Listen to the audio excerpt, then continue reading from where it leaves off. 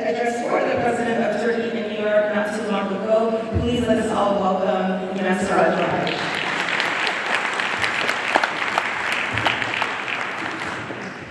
Assalamu alaikum. Bismillahirrahmanirrahim. Alhamdulillah. Ashhadu an la ilaha illallah wahdahu la sharika lahu. Ashhadu anna Muhammadan abduhu wa rasuluhu. Brothers and sisters, the last 2 weeks I've been praying to Allah Almighty to make this conference a great success. I asked Allah to help me to articulate in my mind, on my tongue was in my mind, and all the speakers. In the 1980s in New York City, we had a mayor called Mayor Koch. I knew him all the time. We'd be in the studio together. And he asked me a question that he asked everyone. He said, Imam Siraj,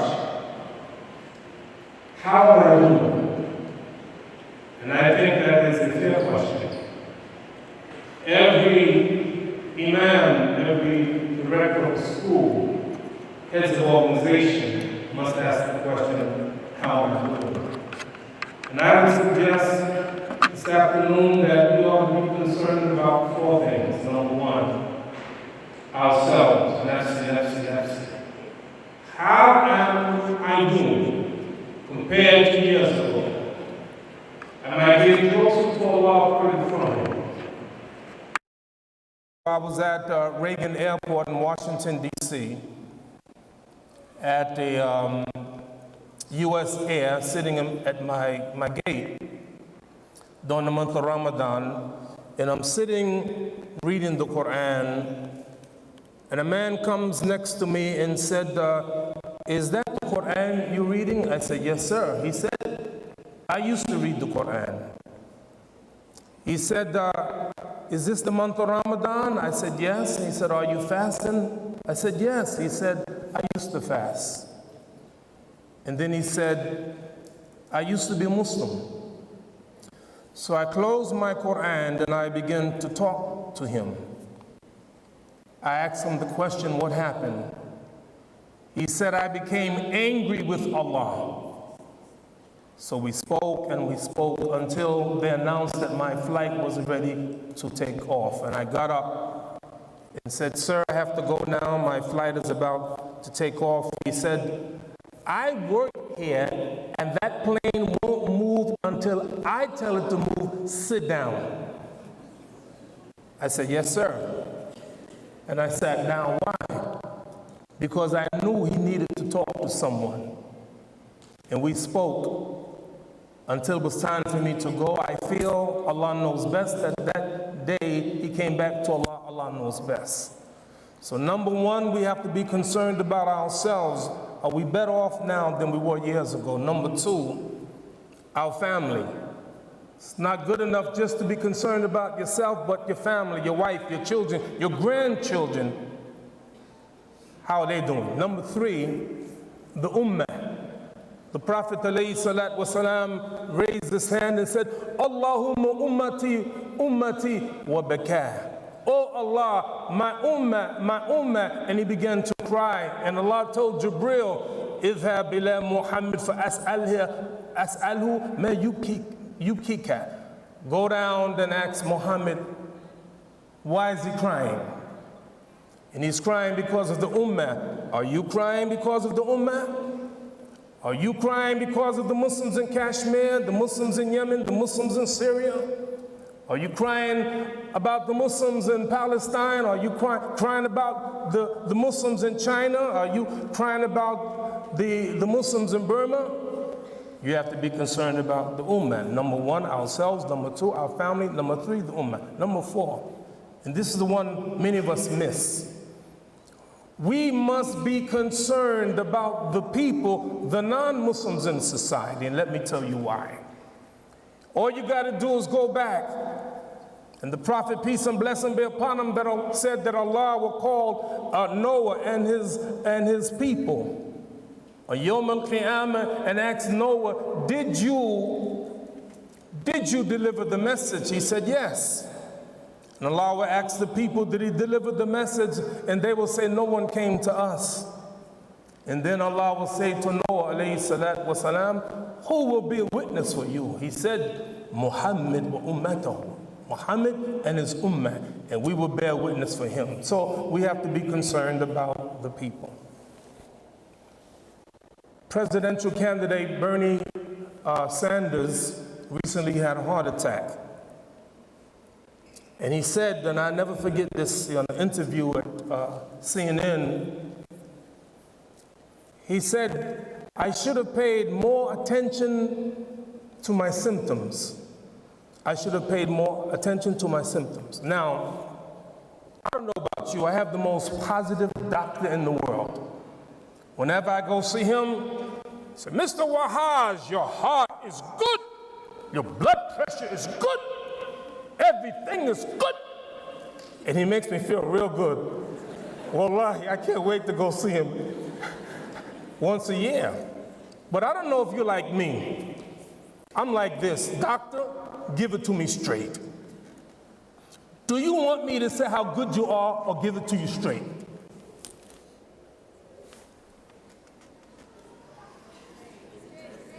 You want it straight? I was in Atlanta, Georgia a couple years ago and ran into a Dr. Niazi, cardiologist. And when he saw me, he was agitated. He said, Imam Siraj, we have 3 enemies. We have 3 enemies. And I'm going to tell you 2. I'm not going to tell you the 3rd one unless you ask me later on. He said, number 1, sugar. Sugar is our enemy. And by the way, anybody here from Sudan? The Sudanese, they never put sugar in their coffee. They put coffee in their sugar. So we got to watch out for sugar. Number 2, salt. You can have sugar, you can have salt, but not too many. The 3rd one I'm not going to tell you until you ask me later. So, this conference, great theme. I pray Allah the Almighty that you don't leave this conference the same way you came in. Don't get it wrong. Allah is concerned about everybody. And the very least, for instance, the Prophet, peace and blessing be upon him, said, Al-mu'minu qawiyyu khayrun wa habbu ilallah min al-mu'mini da'if wa fi kullin khayrun. Strong believers better, more loved by Allah than a weak believer, but there's good in all of them. Prophet, peace and blessing be upon him, talked about the last person that will go to Jannah. Yes, when you ask Allah, ask him for Firdaus. Yes, ask him for the greatest part. So I'm going to suggest in the next few minutes, what is our condition? You see, it's not good enough just to be mubashir, give up good news, but you have to be nadir. You have to be a warner. Because if you don't warn the people, you don't tell the people, you're not honest, how am I doing? In order to answer the question, how am I doing, we have to take a critical look at ourselves. I'm from New York City. Alhamdulillah, we have 35 full-time Muslim schools in New York City. 5,001 school buildings, public school buildings. Every year during the Eid prayer, they close. That's good. According to Columbia University, 10% of the children going to public school in New York City are Muslims. So that's good. But the problem is, 35% of the Muslim children go to public school. What are they learning? Are their values being undercut? So we have to ask ourselves the question, how are we doing? Dr. Ahmed Saqr, rahimahullah, good friend of mine who passed, told me that, Imam, when I came from Lebanon, I came to Chicago, he said, I never forget, the first Eid, we had 3 people in Chicago for Eid. I don't know if you heard about Birmingham, UK. Last year during the Eid in a park, they had 140,000 Muslims praying Eid prayer in the park. Now all over in America, Muslims all over, the numbers are increasing. And let me tell you something about Muslims. Muslims have children. Can I share some information with you? Somebody give me any Muslim country. Any Muslim country? Huh? Algeria, good. Pakistan. How many from Pakistan? I love you. Population of Pakistan, 204,267,000. By 2050, it will be 344,170,000. Bangladesh, population 183,159,000. By 2050, 265,432,000. How about Turkey? MashaAllah. Population Turkey, 79,004,000. By 2050, 98,818,000. So our population of Muslims is growing all over the place. If you look at the Muslims in America right now, the Muslims are growing in population. Muslims in political office. And I really believe this, and I'm not trying to make you feel good. I think that one day, for sure, in America, we'll have a Muslim president of the United States of America. I believe that. I really do. Because we're growing. Muslim doctors, Muslim professions, Muslim athletes, all of that is good. But the question remains, how are we? How are we doing? How many of you heard of Arnold Toynbee? Arnold Toynbee is the greatest historian of our modern time. I told you a few minutes ago that we have to be concerned about the people, the non-Muslims in the society. I told you that. Arnold Toynbee said, of the 22 civilizations that appeared, 19 of them collapsed when they reached the moral state that the United States is in now. We have to ask the question, what are we going to do about our country? Because the Prophet, peace and blessing be upon him, gave us a picture of good people and bad people in a boat. He said if the good people hold the hand of the bad people, they will save them and save themselves. If they ignore them, they will destroy them and themselves. Allah reminds us in Quran, وَلَا تَكُونُوا كَالَّذِينَ نَسُوا اللَّهَ فَأَنسَاهُمْ أَنفُسَهُمْ. Do not be like those who forgot Allah. I'm watching two people. All over America, when I go, I watch the masjids, I look at the community, and I've made this conclusion that there are two things that show the health of a Muslim community. Two things. Number one, youth. When you go to the masjid and you no longer see the youth, then you know that that masjid is dying. And Detroit, I did a program for the oldest masjid in Detroit. The oldest masjid has two meanings.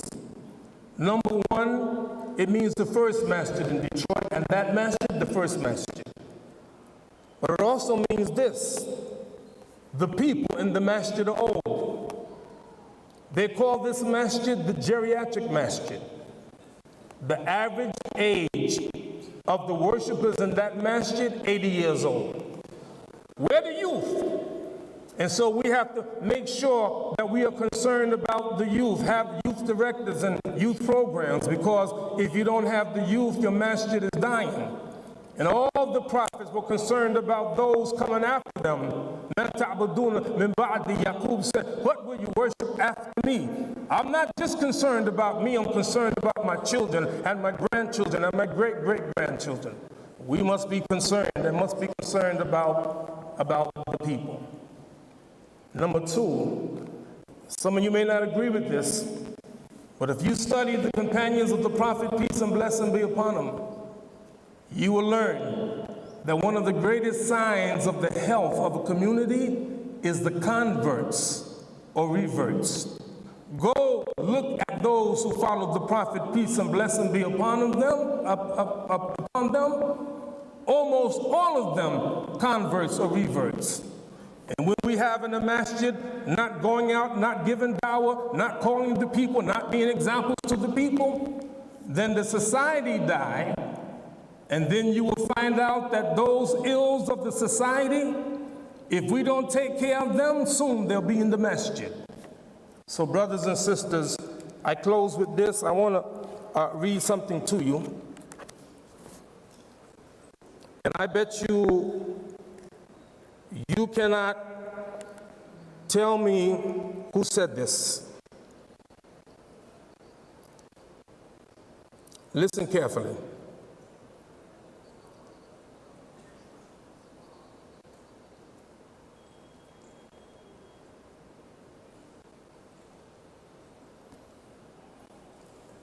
I quote,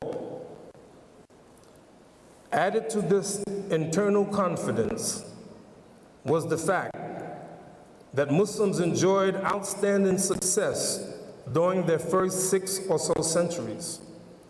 To be a Muslim meant to belong to a winning civilization. This pattern of success started right at the beginning in AD 622. Muhammad fled Mecca as a refugee, then returned there in 630 as its ruler. By the year 715, Muslim conquerors had assembled an empire that reached Spain in the west and India in the east.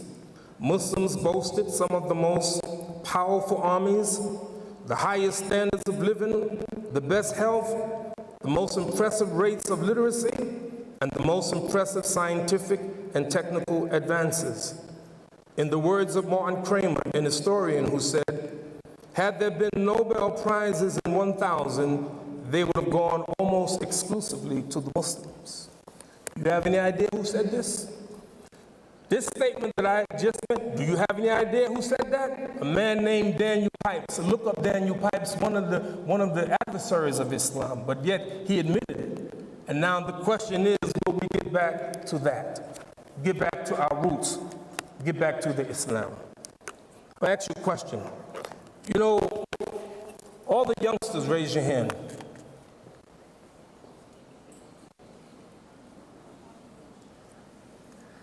You know, before I became Muslim, I used to listen to a lot of music. I'm going to introduce you to 2 singers, 2 groups, one called the Supremes. I don't know if you ever heard of Diana Ross and the Supremes, and the Temptations. And they sang a song, and would you like for me to sing it to you? Not going to happen. But the song went something like this. I'm gonna make you love me. I can almost hear it now. I'm gonna make you love me. Yes, I will. Yes, I will. Is it possible to make people love you? No. Study Mughith, radiallahu anhu, a slave, a black slave, was in love with Barira. He would run after her down the street of Medina crying, but she didn't want him. She was freed. And the Prophet, peace and blessings be upon him, said, why don't you go back to him? She said, are you ordering me? He said, no. She said, I have no use of him. You can't make people love you. But, can you make Allah love you?